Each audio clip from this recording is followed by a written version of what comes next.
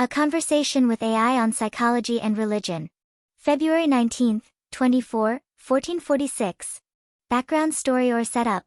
Yesterday, February 18th, 24 at around 11 a.m., B tried to remove the old 26-years-old air condition by trying to keep the refrigerant or freon inside the condensing unit just in case B wanted to install it in another room, but failed to do so because of the oversight of not thinking carefully enough about unblocking the object that prevented B from releasing the nut from the unit.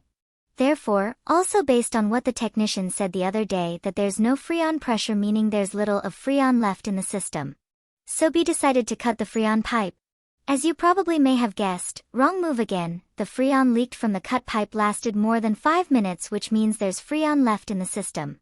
This caused B to suspect the technician's earlier assessment.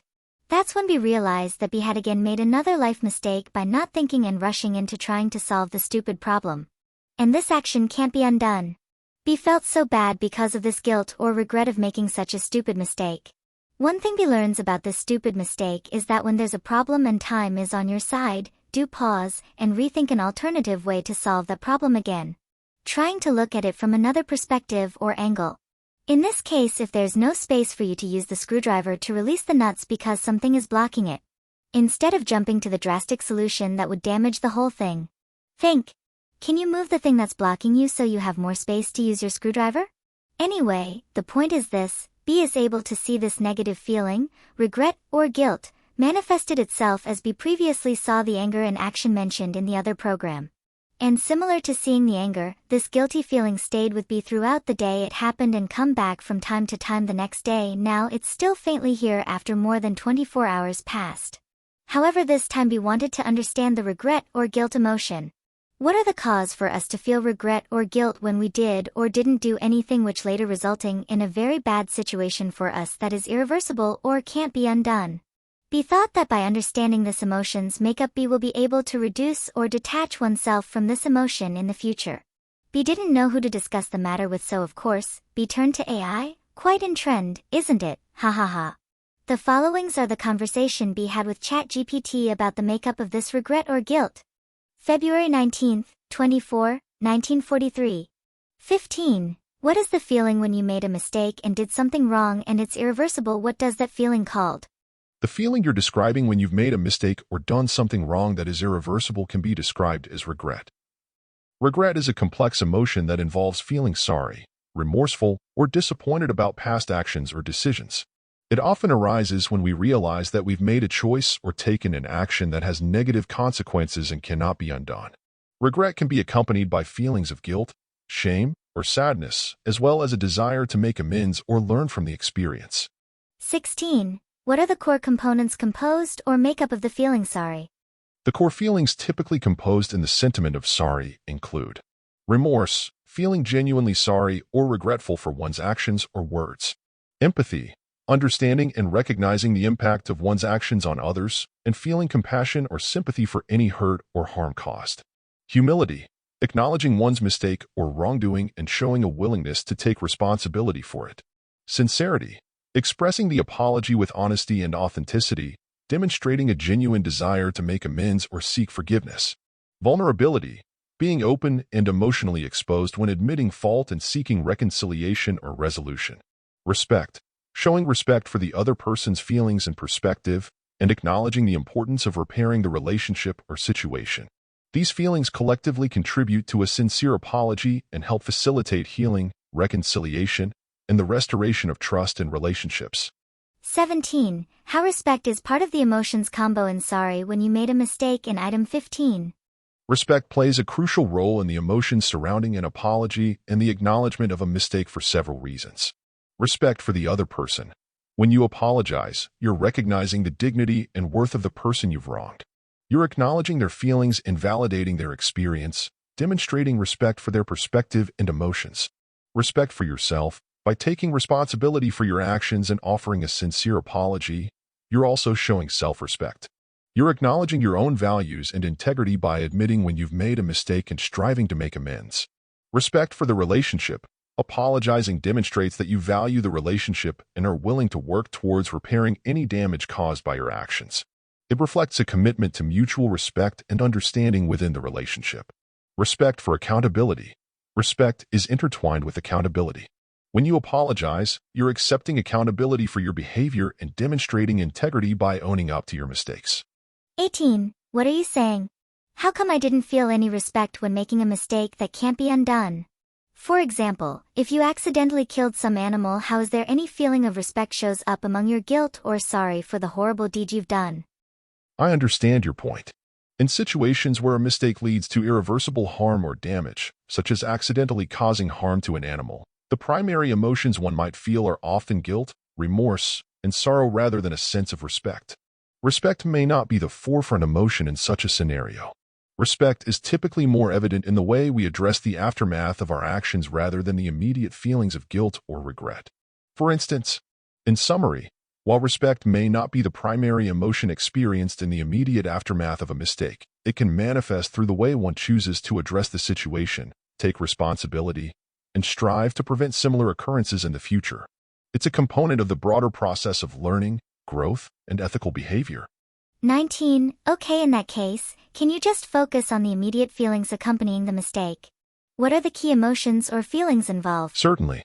In the immediate aftermath of making a mistake, especially one that leads to irreversible harm or damage, the key emotional responses typically include shock, a sudden and intense emotional reaction to the realization of what has happened, often accompanied by disbelief or numbness.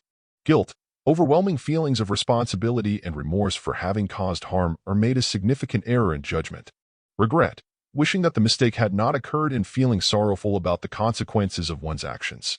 Sadness, deep emotional distress or sorrow stemming from the realization of the negative impact of the mistake, especially if it involves harm to others. Anguish, intense mental or emotional suffering, often accompanied by feelings of helplessness or despair. Panic, a sudden and overwhelming sense of anxiety or fear about the implications of the mistake and the potential consequences. Disorientation, feeling confused or disoriented as one tries to process the situation and its implications. Denial, initially refusing to accept or acknowledge the mistake or its consequences, perhaps as a coping mechanism to shield oneself from the full emotional weight of the situation. These emotions can vary in intensity and duration depending on the nature and severity of the mistake, as well as individual coping mechanisms and support systems in place. Over time, these immediate feelings may give way to deeper reflection, acceptance, and a commitment to addressing the consequences of the mistake. 20. What are the psychological aspects that cause a person to regret when making a mistake that can't be undone? When a person experiences regret over a mistake that cannot be undone, several psychological aspects come into play. Loss aversion. Humans tend to weigh potential losses more heavily than equivalent gains. When a mistake leads to irreversible consequences, the individual may experience heightened regret due to the perceived loss of opportunities, relationships, or resources. Counterfactual thinking. This involves mentally comparing what actually happened to what might have happened under different circumstances. When a mistake leads to negative outcomes, individuals engage in counterfactual thinking, imagining alternative scenarios in which the mistake was avoided or handled differently.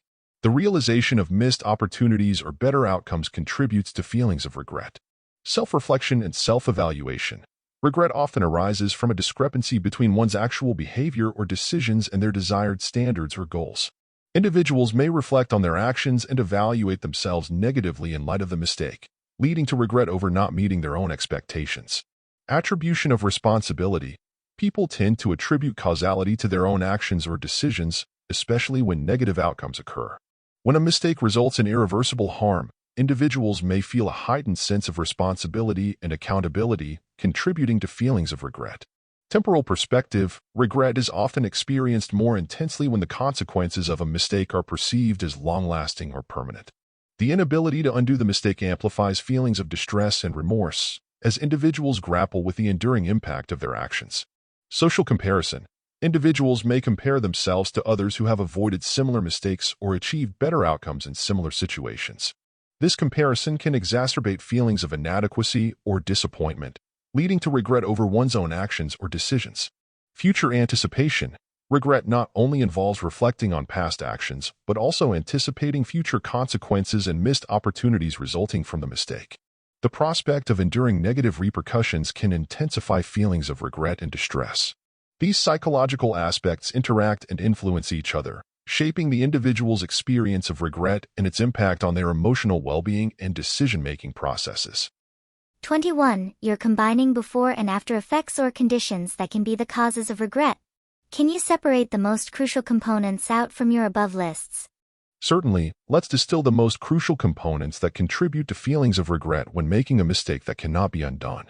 Loss aversion, the perception of irreversible consequences as significant losses, leading to heightened regret over missed opportunities or resources. Counterfactual thinking, mentally comparing actual outcomes to alternative scenarios where the mistake was avoided or handled differently, resulting in regret over what might have been. Self-reflection and self-evaluation, evaluating one's actions or decisions against personal standards or goals, leading to regret when there's a perceived failure to meet expectations. Attribution of responsibility, taking ownership of one's actions and decisions, particularly when they lead to negative outcomes, contributing to feelings of regret and accountability. Temporal perspective, regret intensifies when the consequences of a mistake are perceived as enduring or permanent, amplifying distress and remorse over the inability to undo the error. 22. Try again. I think counterfactual thinking is as the name implied it came after the event happened. Try reducing the causes to the most basic. Certainly, let's simplify the causes of regret to the most fundamental components. Loss perception. Individuals experience regret when they perceive the consequences of a mistake as significant losses, whether in terms of opportunities, resources, or relationships. Self-evaluation.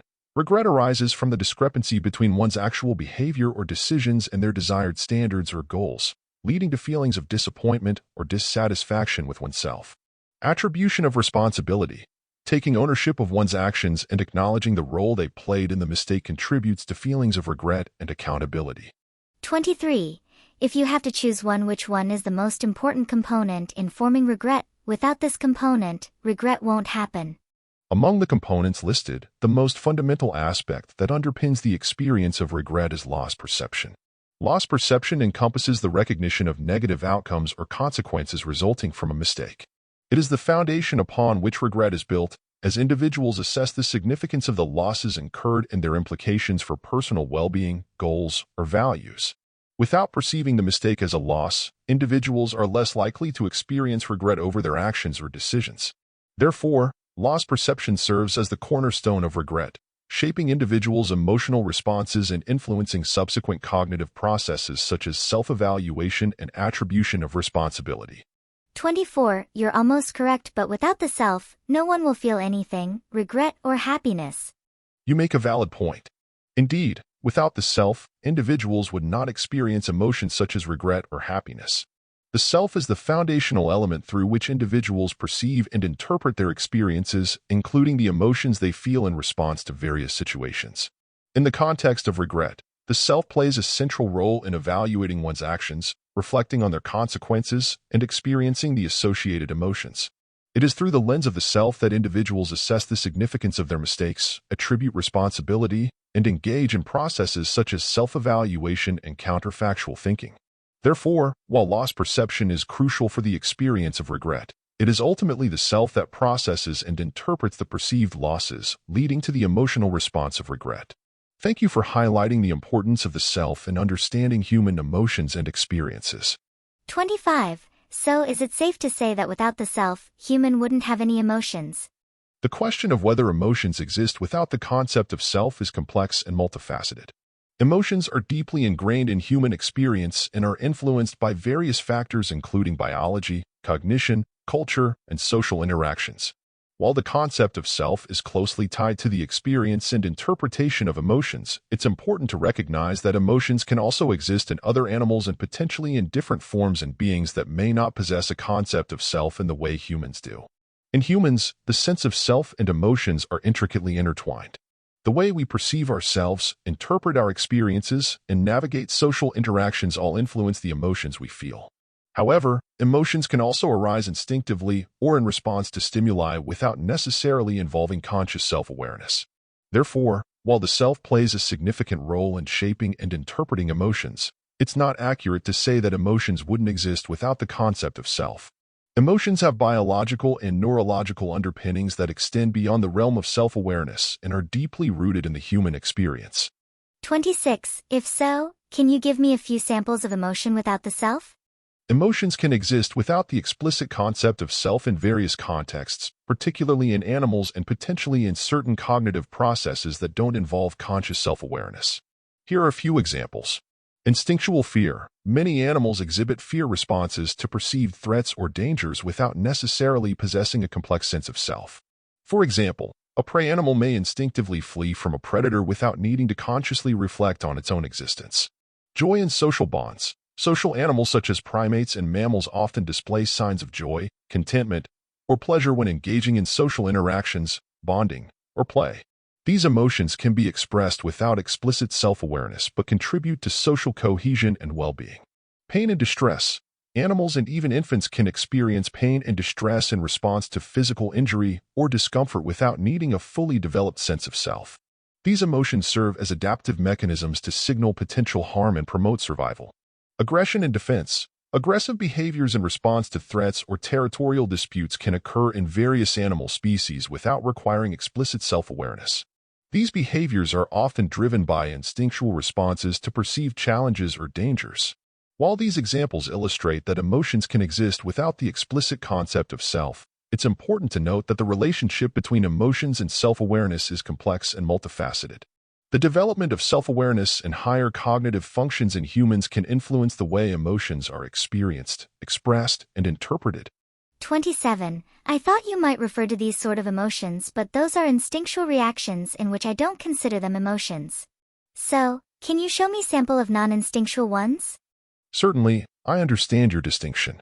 Here are examples of emotions that might be considered non-instinctual and may exist without explicit self-awareness. Aesthetic appreciation. Individuals may experience emotions such as awe, wonder, or admiration when encountering beauty in nature, art, or music. These emotional responses can occur without necessarily involving conscious reflection on the self. Empathy. Empathy involves the ability to understand and share the feelings of others. While empathy often involves recognizing similarities between oneself and others, individuals can also experience empathetic responses without explicitly considering the self. Compassion. Compassion entails a deep concern for the well-being of others and a desire to alleviate their suffering. People may feel compassion without directly linking the emotions to their own self-concept. Altruism.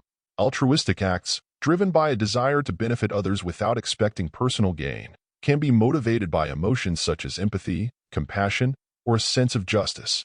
These emotions may be experienced without direct consideration of the self. Moral emotions.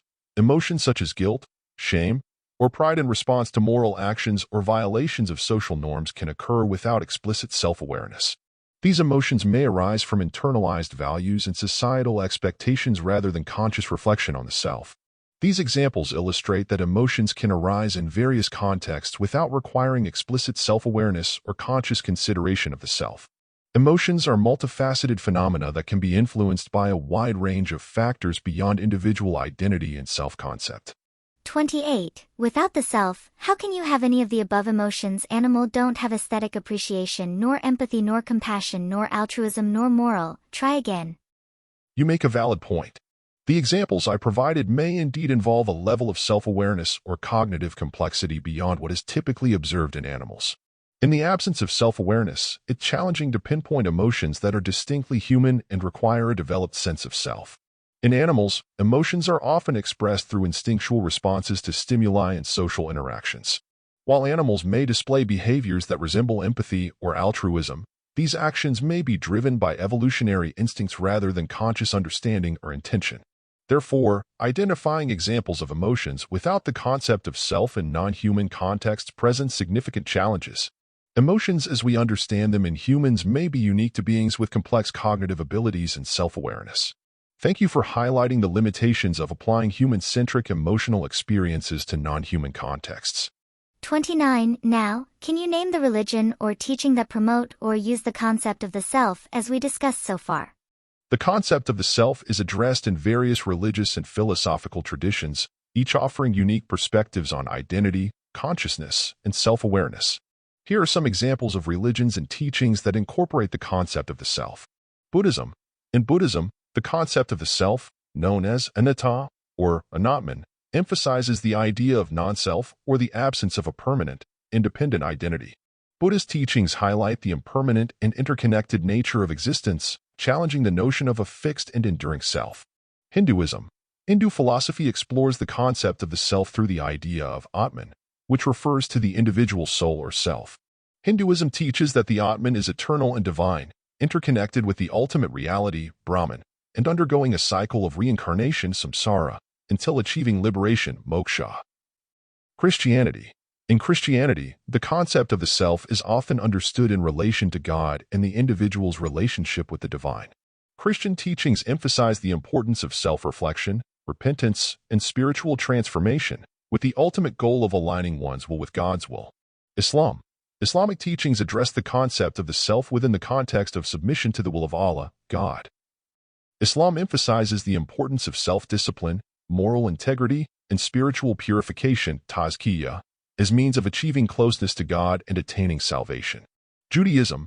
Judaism emphasizes the concept of the self in relation to individual responsibility, ethical behavior, and moral accountability.